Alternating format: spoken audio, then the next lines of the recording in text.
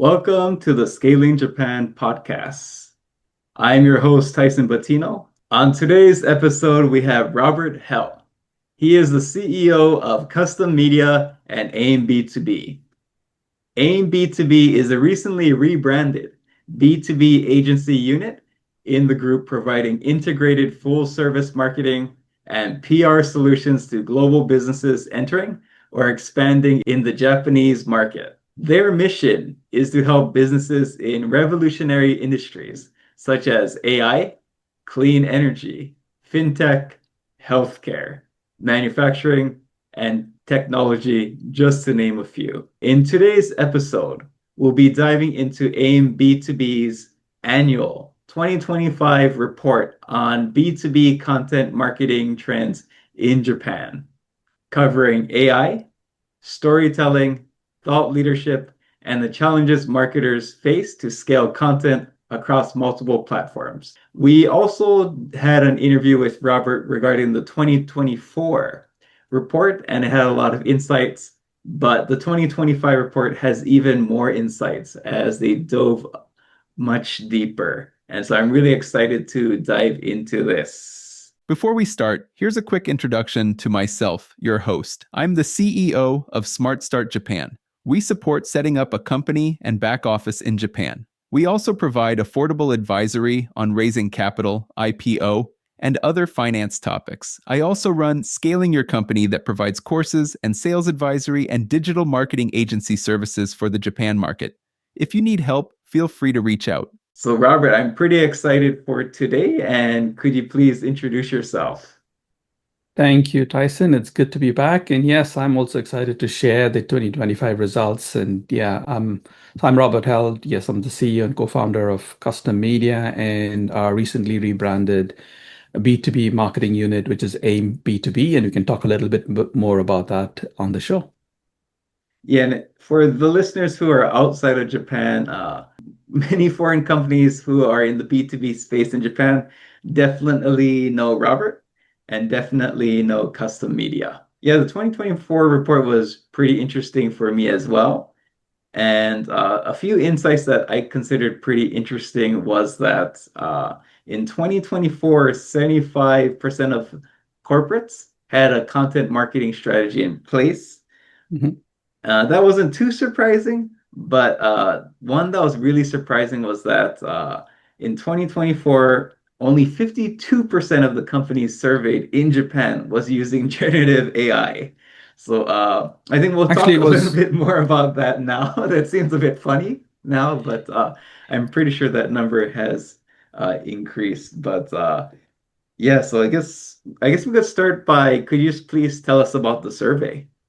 Sure, yeah. So for our annual content marketing survey, we interview B2B marketers in specific roles from manager and director levels to VPs and C-suite, and also some business owners focusing on the Japan market.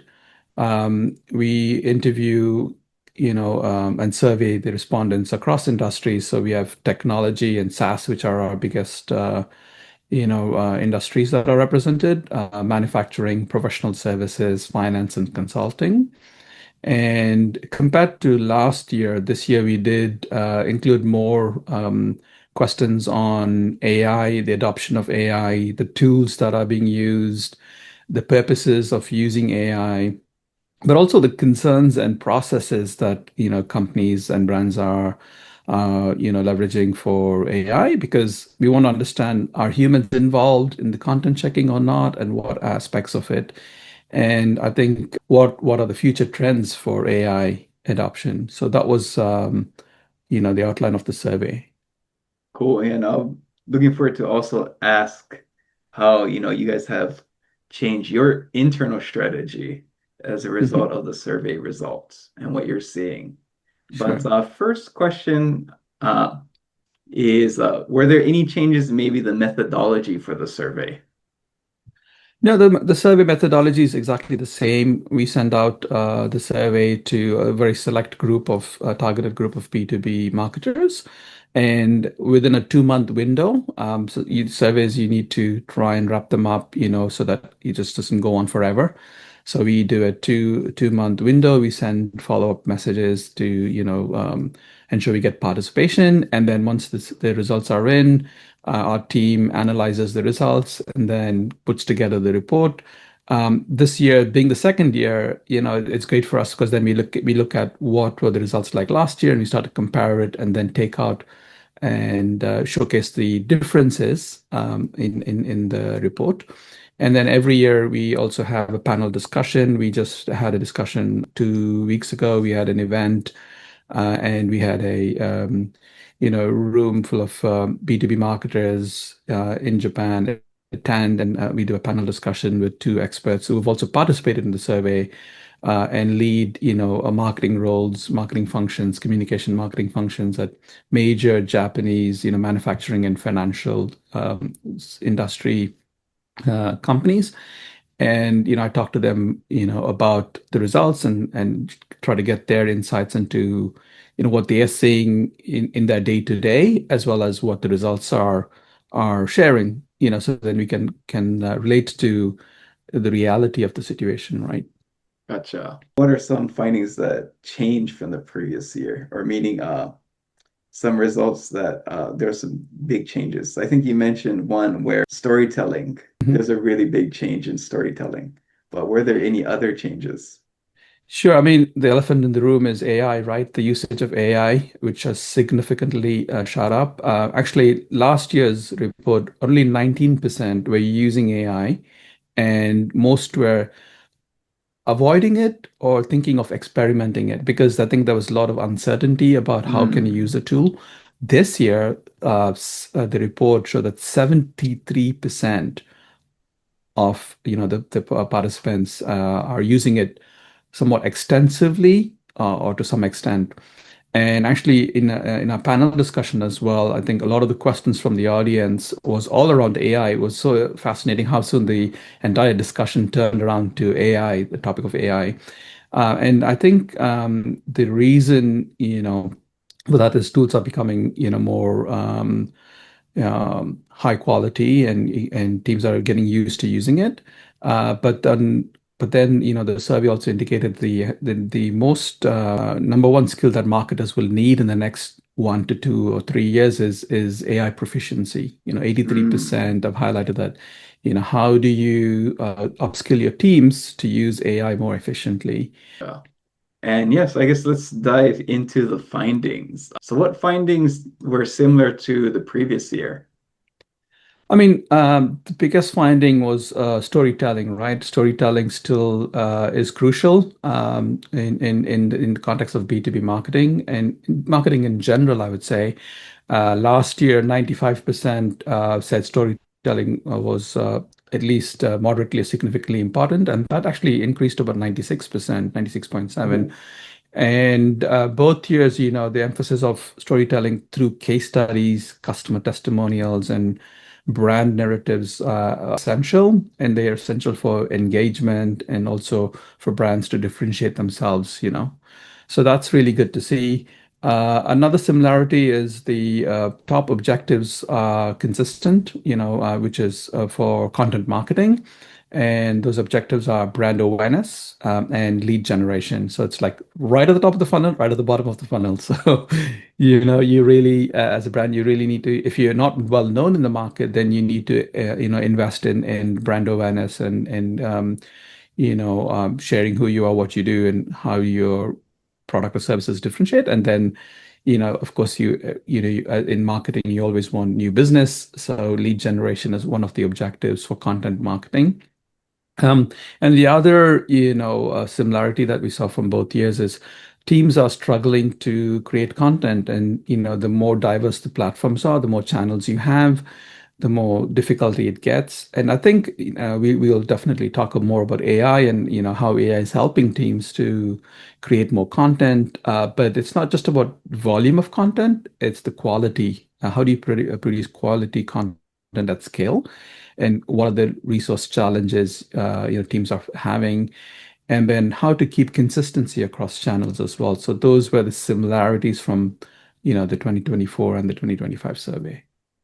Gotcha. Yeah. I'd like to jump into generative AI and innovation. topic that probably everybody wants to hear the most. So please tell us some of the insights regarding generative AI and just AI in general. From the report, what we first saw is that 88% of the respondents do say that they have a human editorial review. But for me, the surprising was who's that 12% that doesn't, right? And they believe the tool. I mean, only 2% said they rarely use don't use editors, which is good. So 98% of those respondents are using a human check, editing check before publishing content, before putting it out there on the internet, right? So that's one of the biggest trends that we saw, and that's kind of reassuring to see that brands and marketers are not just relying on AI and technology, but are also having a human element of check, right? The top five concerns that we've seen, with from the survey is that quality and accuracy is a big concern. Right, 77% almost said that they were worried, concerned about the quality of the content or the accuracy of the information. And about 60% were concerned about the loss of creativity. Like I shared earlier, right? If you get an AI engine to spit out ad copy, it'll give you something that is probably given someone else. So there's actually a loss of creativity. It might be a creative idea to you because you've seen it for the first time, right? But it's not necessarily creative in the wider scheme of things. So then if you got to go and check, is someone else in some other part of the world running a similar copy or a similar creative? Is this creative? Is it creative? Oh no, it isn't. It's just generic, not creative. So there's a concern about loss of creativity. And I'm curious to see what this will be like next year, but 42% were concerned about the over dependence on AI. So once you start using AI, it makes your job easier, and then you just keep using it more and more and more. Then this dependence on I can't do anything without it. I can't reply to an email without getting my AI to do it. Then that becomes over dependence on the tool. So for what tasks do you want to say, okay, this is how I'm going to use AI for forever, and that's great. If that's to reply to emails, that's great. What other tasks that you don't want to depend on, that you need to make sure that it's you can use AI for the research, for the ideas, but you don't depend on it for the ultimate output. And 35% were concerned about the ethics of using AI and how AI is being used. And then about 25% were concerned about plagiarism, your content. Again, once you put content and you're giving consent quite often, I mean, many platforms, depending on the levels that of the subscriptions you have, if you're at a pro level or a business level, the platforms do say that they don't use your content for training, but again, you need to be aware that content will be used for training. And even if you as an individual user are cautious that you're not making sure that your content is not being used for training. But if you're a massive organization with 100 people or 200 people and everybody's using the tool, can you police everyone to make sure that the tools that they're using are being used carefully? Of course, you can have the default setting and everything, but it's still concerned about the content that inadvertently gets shared to the engines. So that's something we're seeing as the top five kind of concerns for AI in content marketing. Yeah, that makes perfect sense. And the other major finding that I think was a bit surprising for me, that kind of differed from last year, is content strategy, content marketing as a strategy, as dropped a bit. It dropped from 75% last year to 65% now, this year. And I think the reason for that is, the teams are again battling with AI. There's a lot of changes, rapid changes. So there's a lack of clarity as to how do you shift with the new tools and technologies, and what's the new strategy. So I think that's why you see that 10% drop in content marketing as a strategy, and how do you create that strategy, right? So our question is very clear. Do you have a content marketing strategy as a part of your overall marketing? And that dropped a bit. again, because probably teams are trying to understand what is our strategy. Do we have a defined strategy? Do we need to improve the strategy, right? No, it makes perfect sense. And actually, your findings kind of match what I'm seeing. I think Hmm. you guys are focused more on the corporate B2B aspect. I focus more on the small business aspect. Hmm. And so I have a peer coaching group where I teach small business owners how to implement AI more efficiently in their business. For example, like Hmm. how to create a custom GPT, how to connect multiple software set of automations, like what is the best tool for image generation, and just things like that. And I think we Hmm. have 15 companies in a Hmm. span of like 3 months who we just have monthly meetings, and they're paying for this knowledge. But in 2024, I don't think this would have worked. Right. And so just that we're able to get people so quickly, I think that shows that a lot of people are interested in it. And based on my conversations as well, like yeah, once you mention AI proficiency, I think this is actually the really big question because so I've been talking to a lot of small business owners, and a lot of them are using Chat GPT, maybe a few solutions, but I actually don't think they're that proficient. And so I think one of the issues I'm seeing is that people think they're proficient, but they're actually not that proficient because there's not anyone in around them who is very proficient. So that has been kind of let's say my challenge as well. Like I haven't spent much effort on it, but just realizing like, oh wow, pretty much everybody is let's say, over evaluating their proficiency. Yeah. I think one of the purposes or the uses of AI that we've seen as a part of the survey was about 65% are using it primarily for translation, right? And then around 57% were using it for creating ad copy. And I think this is where technologies like AI can help because it can give you variations of copy. It can give you creative. But the challenge is it won't be as unique as you want it to be. It can help you with creating those ideas and generating ideas at pace.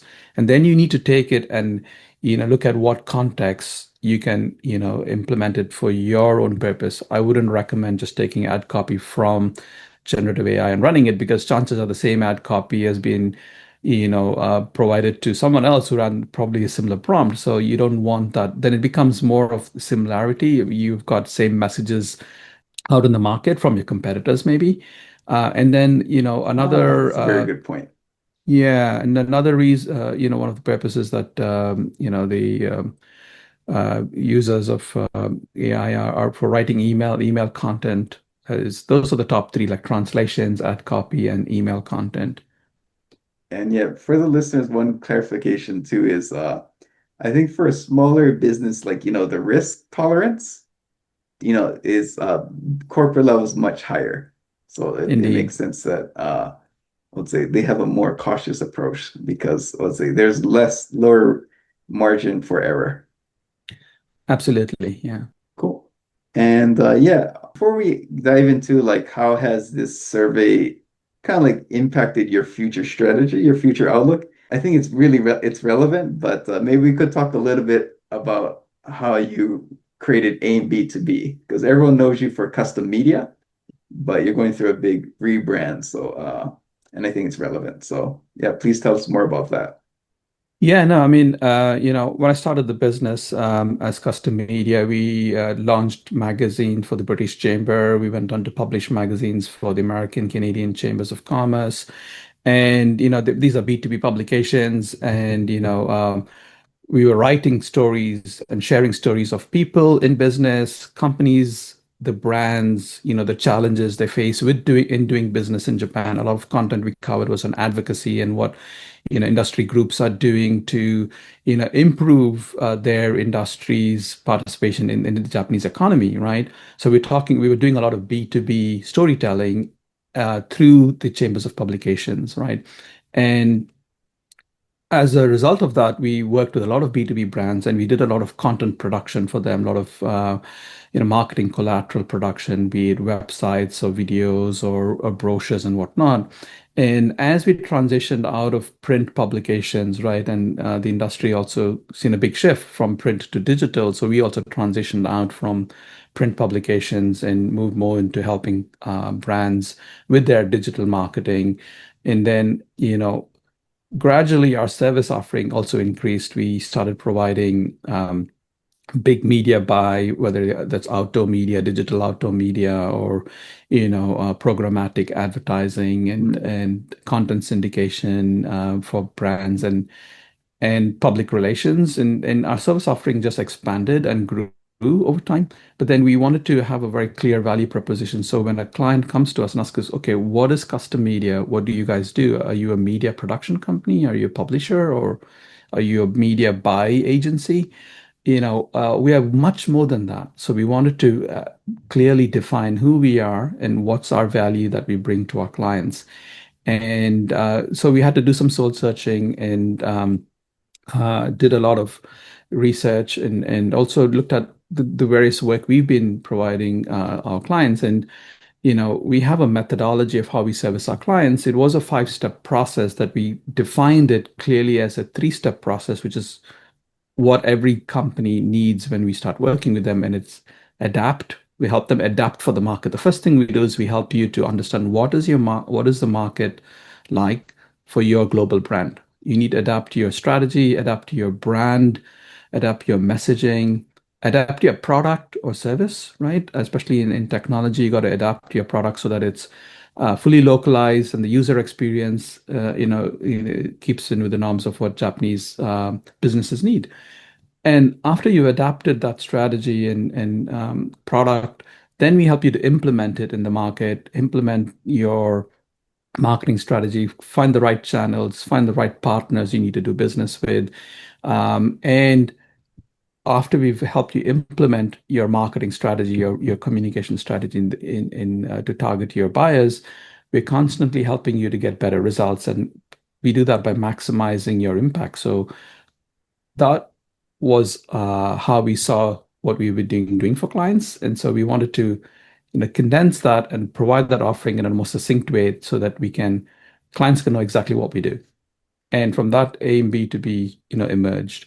And I think so M is more, it's like, it's kind of like the first part, it's really understanding, then getting some impact. And I think the M stands for maximizing. That's right. So adapt, implement, and maximize. And this is a process we've built over decades of experience helping brands to operate in Japan, right? Yeah, no, it's nice. I like the naming because I think people who run marketing agencies can understand this, but how do you actually explain your service to a client?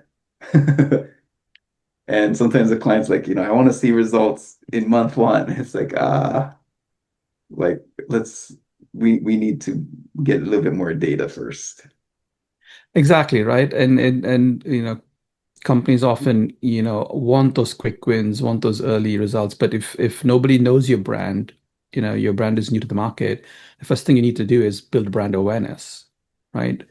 And only then, buyers would be aware of who you are, what you do, right? And in Japan, all business is done in Japanese, so you need to localize your product offering, your communications, so that your intended buyers really understand who you are and what you're offering.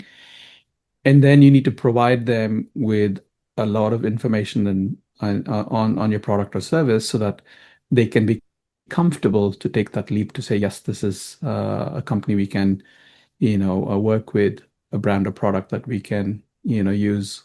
Yeah, that makes perfect sense. I mean, if you're selling like a flying car and you have the only flying car, we probably don't need to spend too much on understanding the market. People will be so interested in your product immediately because it's so revolutionary that they would use it. But for pretty much 99% of everyone else, there's other competitors. They don't understand exactly what you do. Whereas like a flying car, you see it and you get it. And so Yeah. it does take time So that's what I sometimes tell like owners, like I want a result immediately. I'm like, cool, show me the flying car. So it's not okay, you're not cool enough. Sorry. So yes, I guess in terms of the findings, which findings have had a big impact on your strategy? For us, the biggest impact would be on outsourcing.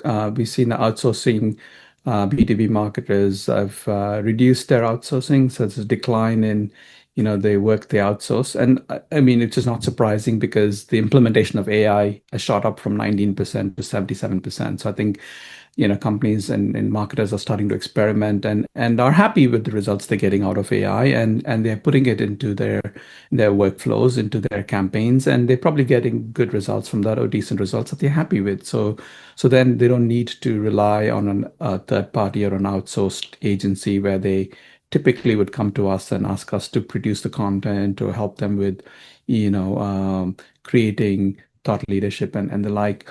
So yeah, so I think, that impacts how we look at what value we bring to our clients, right? And I think it's not just us. I think our industry as a whole is undergoing a transformation as a big shift in how do we adopt AI into, our products and services and our offerings. But more than that, we need to rethink the value we bring to our clients. For us, it's very clear as AIM B2B. Again, we have a very clear process: adapt, implement, and maximize. But what does that mean?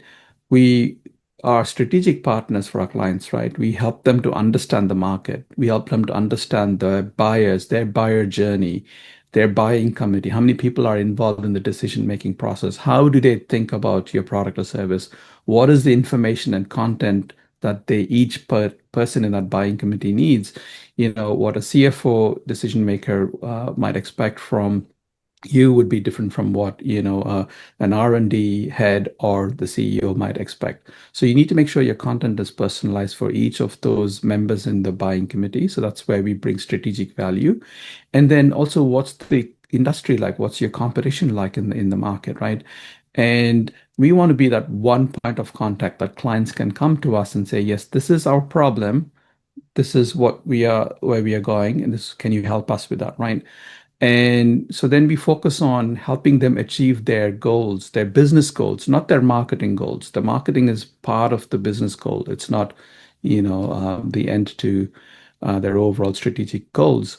So that's why, for us, it's about thinking about how we bring value to our clients and then how we leverage, and clients are using AI tools. So then we look at how do we assist them with, the use and, adoption of AI.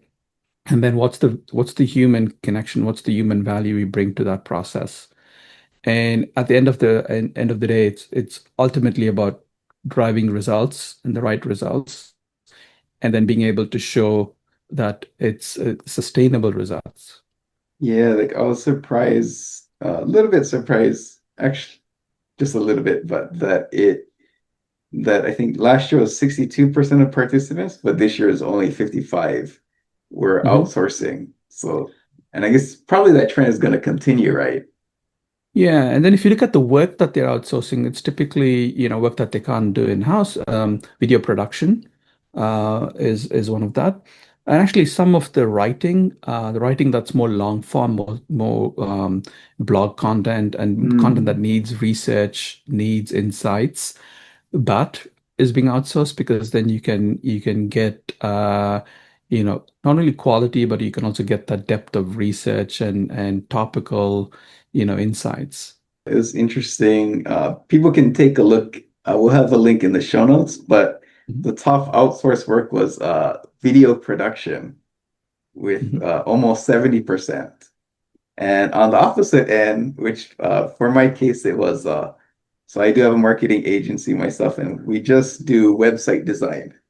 So when Mhm. I saw that, let's say only 42% of corporates outsource website design, is like, oh my God, maybe I need to get into video production.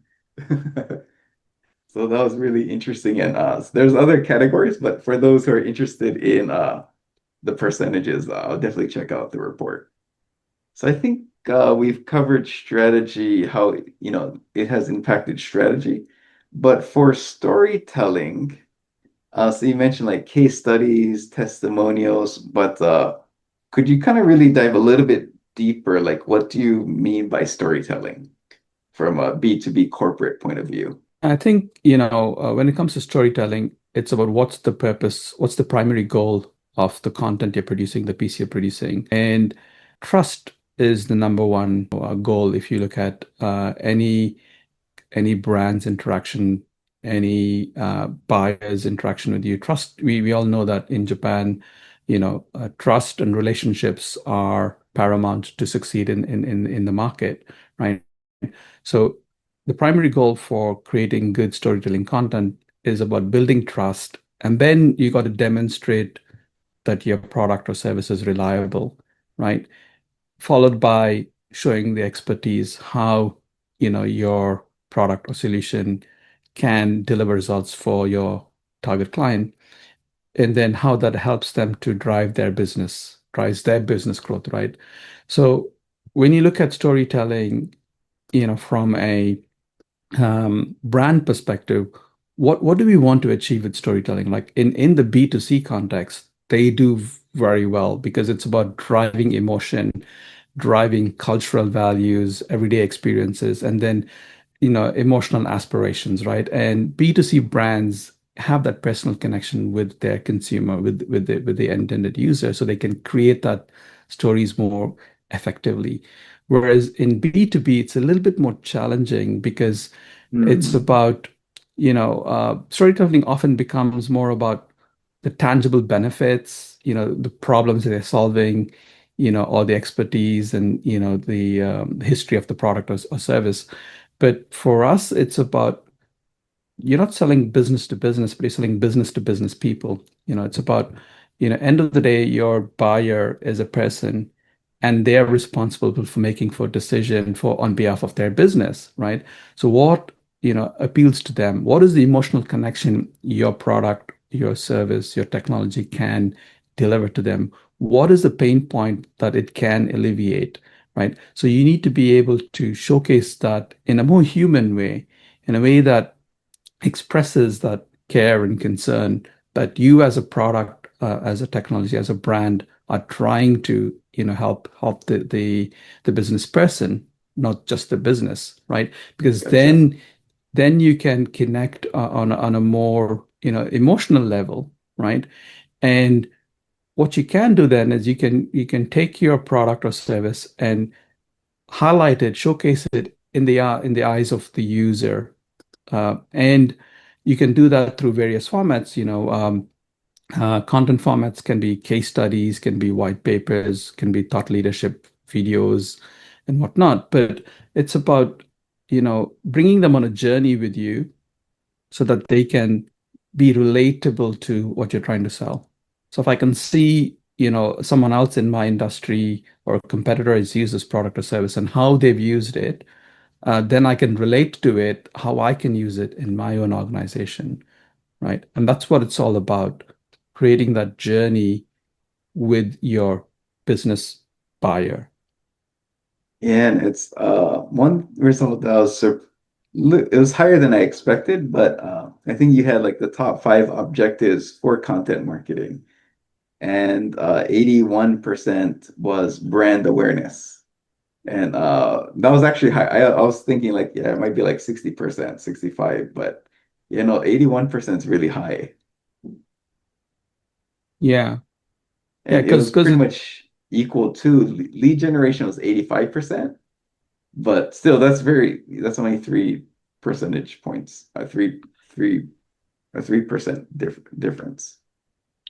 yeah, that is because, businesses want results, right? They want results, they want quick results. So lead generation is still kind of the Makes key sense. objective of content. But then, if again, if they don't know your brand, how can you get results, right? So that's why brand awareness is I would have expected brand awareness to be number one, followed by Oh, gotcha. lead generation. But as marketers, we all look at, okay, I'm getting more requests from my sales team to give me more marketing qualified leads so that they can go then and engage with those potential prospects. But But then, our marketers are challenged with, okay, but nobody knows our brand. Like, we need to first educate the market on who we are and what we do and what makes us unique before we can get a potential, prospect to be interested in us, right?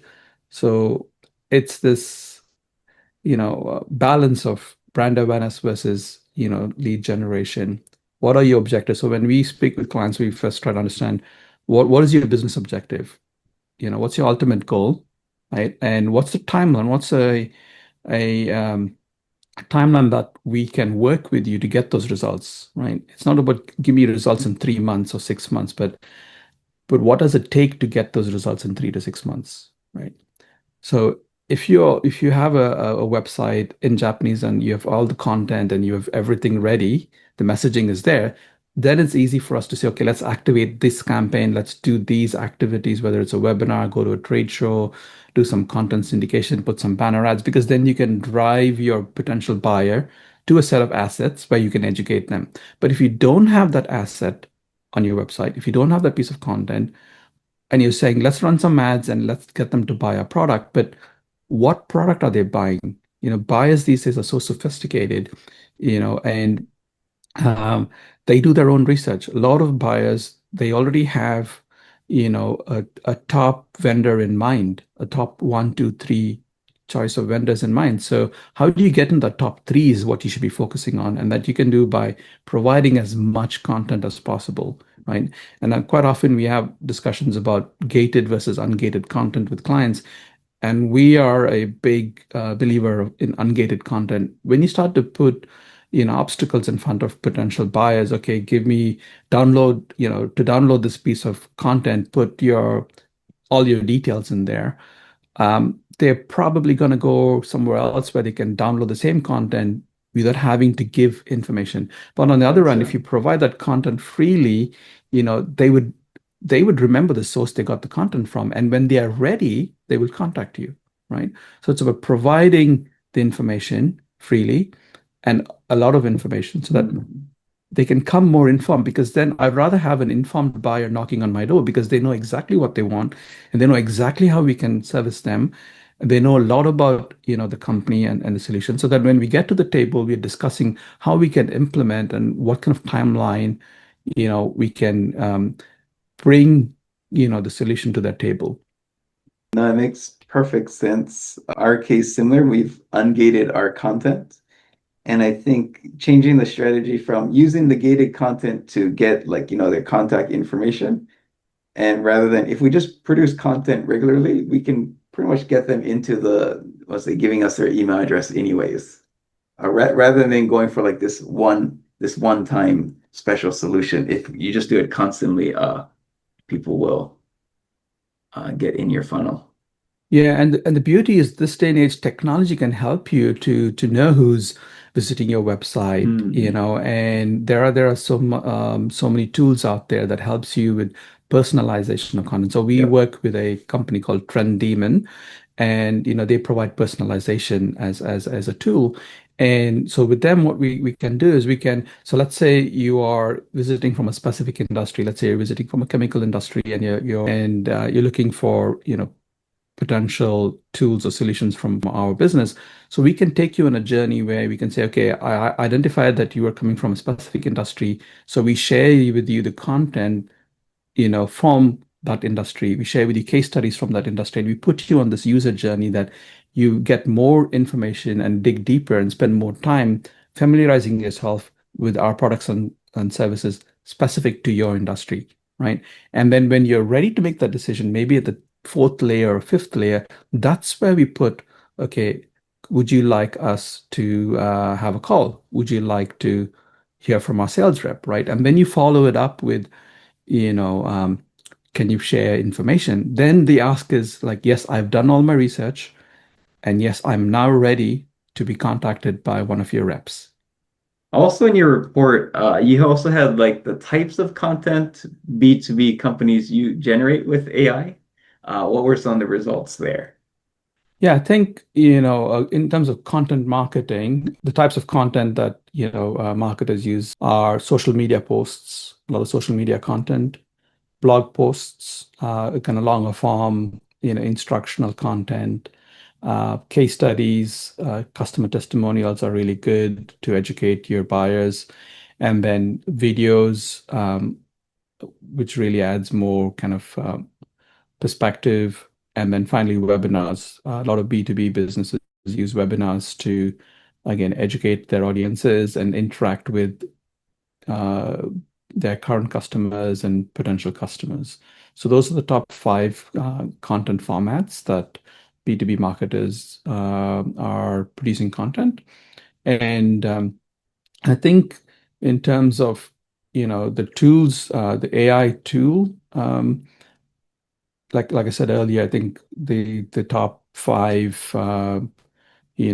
types of content they're using AI for is translations, ad copy, email content, social media posts, and blog posts. So it is kind of trending with what type of content they're producing and what are they producing with the help of AI. I think, like I said earlier, it's good to see that 88% do, after producing the content, they do have a human, Yeah. verification process, human checking process, and also checking for accuracy, and also checking to avoid plagiarism, right? Because once you publish something on your brand site, and if it's been taken from, another competitor's brand site, then you need to be careful about that, right? So I think that's why overdependence on AI content for blogs or social posts are a big risk. And I would never advise to kind of use content as is coming out of the engine, but you can take the idea maybe, but try to recreate it in your own words, with your own proprietary knowledge and information. Yeah, this theme of still the importance of creative writing and usage of AI. Yeah, I think for me, the surprise from all of this, and the objectives of content marketing, creating content, is there's an absence of thought leadership.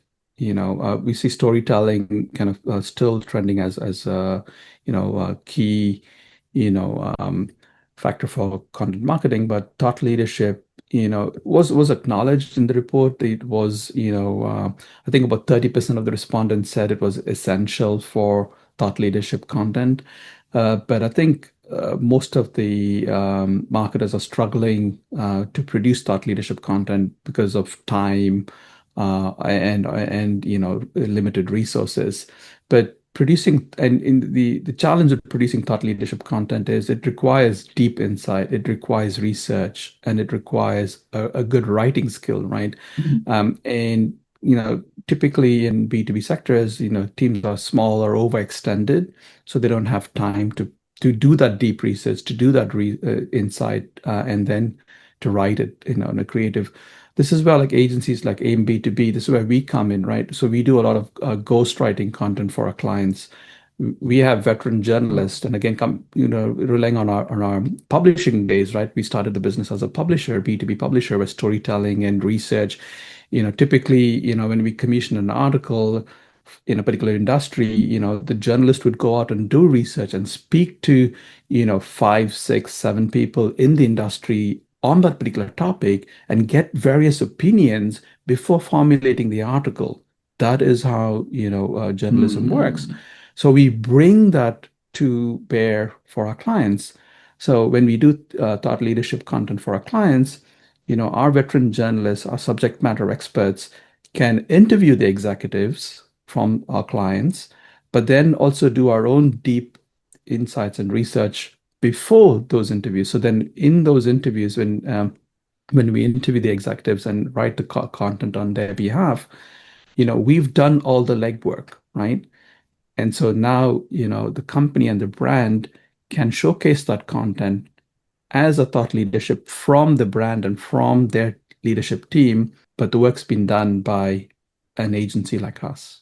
And we do a fair bit of that on behalf of clients in the B2B context. And especially for global brands, right? You've got a couple of challenges. One, you've got the language challenge. You need to create content in Japanese, right? And then two is you've got that insight and research challenge in the market on the ground. So we can, leverage our knowledge and our skills for the global brands, that need it to be able to position them, their brand, their service offering, as a serious contender in the market.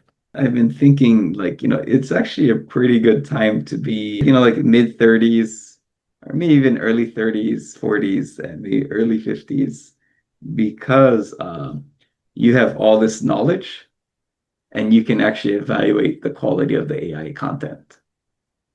Whereas someone who's, just started their career, they may not have that experience.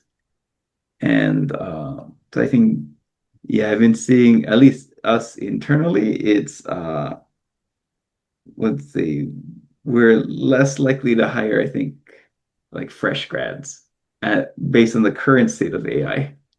Yeah, there was recently I think, an MIT study on, the impact of AI on cognitive, um, you know, performance and brain activity. And I think the study looked at, students who were using AI to create their theses versus students who are not. And I think the study found out that, of course, the students who were not using it, showed higher brain activity than, the students who were using, tools to write their theses and their reports. And so I guess moving forward to the future, how do you see the content marketing landscape in Japan evolving or changing or staying the same? Um, I think there'll be a very pragmatic shift in how you integrate these tools. Again, it's about productivity. How do you use you definitely need to leverage AI to improve productivity, but always have that human review is very essential so that the content you're putting out has accuracy and aligns with your tone, aligns with the local norms and expectations of your potential customers. I see there will be a demand for talent, I guess, and talent marketers with AI literacy and that are able to interpret data and are able to write creative content, using AI, but being able to, be human and have human created content. And I feel, you know, there will be tighter budgets in our industry as a result of all this. Companies are trying to do more with less, and also with the economic uncertainties, marketers are expected to prove more return on investment of their actions and activities. So I feel there'll be more content that's tied into, lead generation, right? And we're already seeing 85% expect content marketing to drive leads, right? But I think just driving leads is not going to be enough, but you also need to nurture those leads. Okay, I'm interested in you, in your product, but what can you tell me more about that? That's the process of providing that content on a regular basis to educate them and to nurture that prospect, right?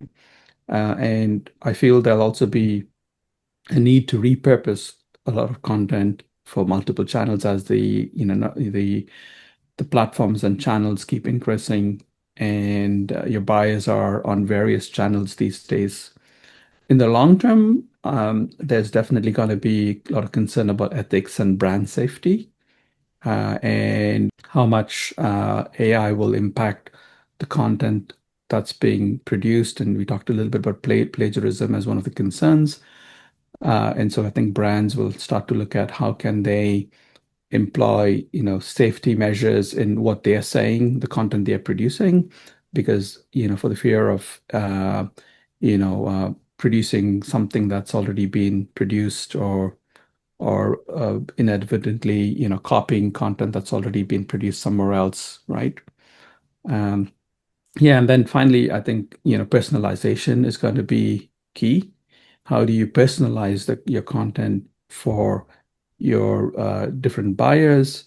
And how do you then, use that content to micro-target? Like I said, we work with companies like Trend Demon to help our clients to personalize the content and kind of try to use data to understand who our buyers are, yeah, and what are they looking for, so that we can then personalize the content to service their need. Yeah, I think that's kind of where the future is headed. Gotcha. And actually, you covered my next questions. Okay. Like, what trends to expect. And Mm. another area that you surveyed was the top three skills they would like to see in their marketers. And could you tell us a little bit more about the insights there? Yeah, I think we asked, our respondents, like, what are the top three skills or top skills that marketers of the future would need? And AI proficiency was number one. But closely followed with data analysis. I think, again, we are creating a lot of data. There's so much data being created, so much content being created, which means it's creating more data. So understanding the data and gaining insights from it. So the next key skill for marketers in the future is, data analysis. And the third skill was creative writing. Creative writing, again, just making sure that, your content is unique and different and creative and not just generic from what comes out from a generative engine. Yeah, I'm curious to see if that creative writing number will, I mean, it depends on technology, but probably could see it increasing. And I guess maybe we can finish off with maybe internally have you made maybe a few, you could share maybe like one or two changes you've made internally based on this prognosis or what's the outlook for the future? I think internally for us, what I've been sharing with my team and as a team that we've been doing a lot more is, how do we become better at servicing our clients? It's about the human touch. It's about, relationships. End of the day, it's people buy from people. Clients are expecting someone to pick up the phone and answer them. We use tools and technology to improve our productivity, but end of the day, they still want that human touch, that human connection. So upskilling my team on being there for a client, right? And what does that mean? And being, driven towards client success. So our entire team are client success focused, not account managers or project managers. We've done away with that account management, project management, and my team is more client success, client driven, understanding the client's problem, and then thinking about how can we solve that problem or how can we deliver the results they're looking, and being very transparent and explaining how that works and what do we need in return from our clients so that we can service them better. So that's something that we've, as part of our rebranding and repositioning, how do we service our clients, what value we bring, and that comes from within. So it's about upskilling our team and educating our team to understand, what makes us unique and how we can compete in this ever changing, challenging industry. Thank you very much. It was great to have you on today's podcast. Where can people find you if they'll like more information? Yeah, sure. I'm easily found on LinkedIn. I'm quite active on LinkedIn. I try to post as much content I can and share what's happening in the industry in Japan. We've started our own podcast called Asia AIM podcast, and on our podcast we will be interviewing clients, marketing heads of marketing and other agencies that we partner with across the region to try and help not just decode Japan, but decode what is it to do business in Asia, right? And often we have clients that are asking us to help them in Korea or other markets, but each market is unique and different, so we need to educate them. So yeah, so our podcast just went live a couple of weeks ago as well. So hopefully you can find our podcast, Asia AIM podcast, and then on LinkedIn. Cool. And we'll have a link to the report, the website, and the podcast. Awesome. Thank you, Tyson. Likewise, it's been a pleasure having this chat and yeah, sharing what's trending in 2025 and look forward to same place, same time next year. Sounds good. Same here. Take it easy. Thank you.